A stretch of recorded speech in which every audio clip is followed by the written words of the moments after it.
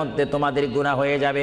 বান্দা তোমরা গুনাহ করবে তাও আমি ভালো মতো জানি, তোমরা পাপ করবে তাও আমি ভালো মতো জানি।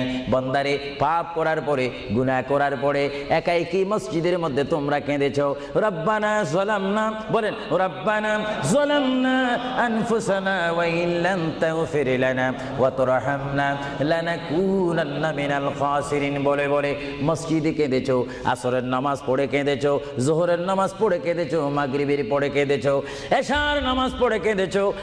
বান্দা নামাজের মুসল্লা যখন বসে যাও, আমি আল্লাহকে তোমরা বারবার বল, আল্লাহ আমার গুনাহ মাফ করে দাও। তারপরও আমি তোমাদের এই গুনাহ মাফ করে নেই।